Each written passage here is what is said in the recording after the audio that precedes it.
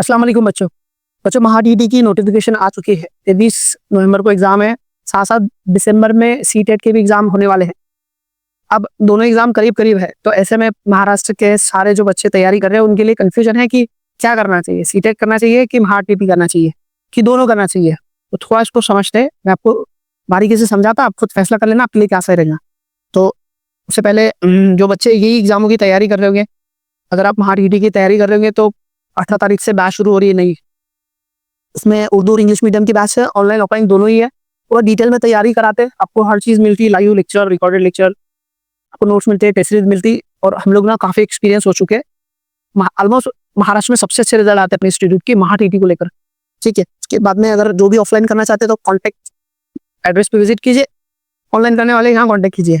साथ साथ सीटेट की तैयारी करने वाले जो भी बच्चे हैं तो वो भी अभी मतलब सीटेट की तो कंटिन्यूसली बैचेस चलती है, अभी हाल ही में सितंबर में बैच शुरू की है, वो भी ऑनलाइन ऑफलाइन है। उर्दू इंग्लिश और हिंदी मीडियम के बच्चे, मराठी मीडियम के बच्चे भी ज्वाइन कर सकते हैं। यहाँ पर भी पूरी तरह से तैयारी की जाती है सारी चीज़ें। इसके लिए भी कॉन्टैक्ट डिटेल और एड्रेस सेम रहेगा, आप कॉन्टैक्ट कर लेना। ठीक है, आते हैं हम लोग हमारे जो टॉपिक है उस पर कि सीटेट करना चाहिए कि महाटीटी करना चाहिए। एक बात पहले क्लियर कर दूं कि जो सोच रहे होंगे कि दोनों करते तो वो पहले ये गलतफहमी निकाल दो कि दोनों की तैयारी एक जैसी है, दोनों बिल्कुल अलग है। उनके सब्जेक्ट के नाम आपको दिख रहे होंगे एक जैसे, जैसे मैंने लिखे रखे पहले यहाँ एक जैसे सब्जेक्ट के नाम है, बट सिलेबस में 80% फर्क है। 80% सिलेबस बिल्कुल अलग है, 20% सिमिलर हो जाता है इसका।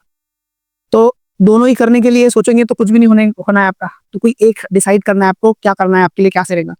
ठीक है, तो एक एक समझते कि कौन सी चीज़ अच्छी रहेगी।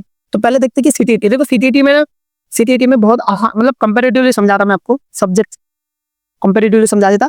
पहले महाटीटी का फायदा समझा देता। महाटीटी आप रीजनल लैंग्वेज में दे सकते हैं, मतलब आप उर्दू में दे सकते हैं। एक इसका ये अच्छा फायदा है कि उर्दू में दे सकते हैं, क्योंकि बहुत सारे बच्चों को इंग्लिश या हिंदी मुश्किल जाता, तो वो पहले ही मतलब स्टडी आसान भी रहा तो मुश्किल जाता उनको तैयारी करने के लिए।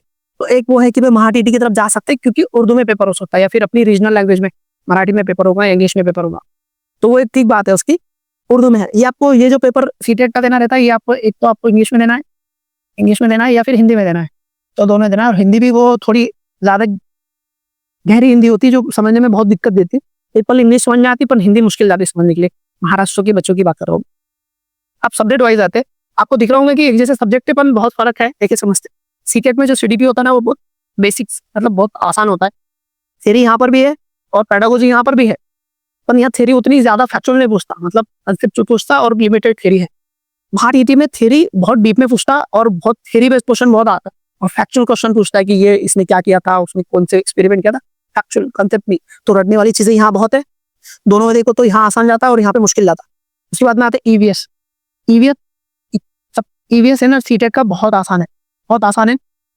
एनसीईआरटी की किताब है, 3rd, 4th और 5th की एनसीईआरटी की किताब में से पूछता 15 नंबर एकदम बेसिक्स और 15 नंबर पैडागोजी पे साथ, वो भी एकदम आसान आता, मक्खन के जैसे एकदम आसान। अब आप महाटीटी की तब ईवीएस की बात करेंगे तो यहाँ पर इतने सारे सब्जेक्ट कूट कूट के डाल देता। यहाँ पर आपको डिटेल में पूछेगा, क्या पूछेगा यहाँ पे, आपको साइंस पूछेगा, आपको हिस्ट्री पूछेगा, आपको ज्योग्राफी पूछेगा, आपको यहाँ पॉलिटी पूछेगा, इतनी जगह से सवाल पूछता है। तो यहाँ पे नंबर ही नहीं बनते बच्चों के, 15 नंबर ला लेते तो बहुत हो जाता, और वास्ट है इधर से भी, और सारे फैक्चुअल क्वेश्चन पूछता, ये मुश्किल जाते हैं बच्चों को पढ़ने के लिए।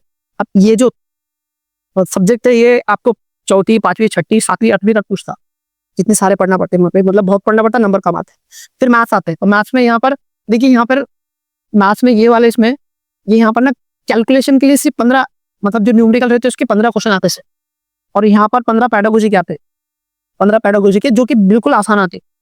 और अगर यहाँ देखेंगे आप तो यहाँ पर पूरे के पूरे 30 के 30 न्यूमेरिकल क्वेश्चन आते, मतलब आपको कैलकुलेशन करना है, सॉल्व करना है, जो कि पेपर टाइम में कवर होता ही नहीं, बहुत सारे क्वेश्चन अटेम्प्ट ही नहीं होते, क्योंकि 30 नंबर कैलकुलेशन करने हैं। यहाँ पर कितने करने हैं सीटेट में, सिर्फ 15 ही करने हैं। 15 तो पैडागोजी के वैसे स्टडी अच्छी हो जाती है आपकी।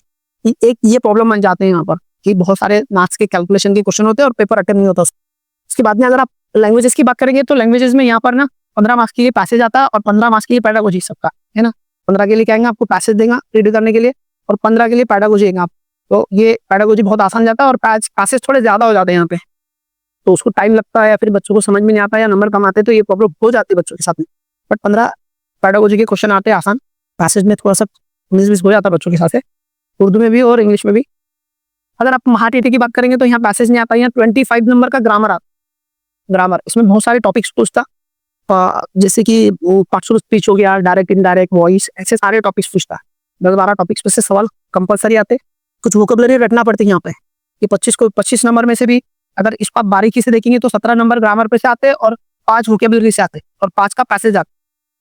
तो ऐसा कुल मिला के 30 नंबर के लिए पूछता इंग्लिश में और उर्दू में 5 नंबर का पैसेज आता और 25 क्वेश्चन में से 7-8 क्वेश्चन आते हैं वोकेबलरी पे से और 17-18 क्वेश्चन आते हैं ग्रामर पे से।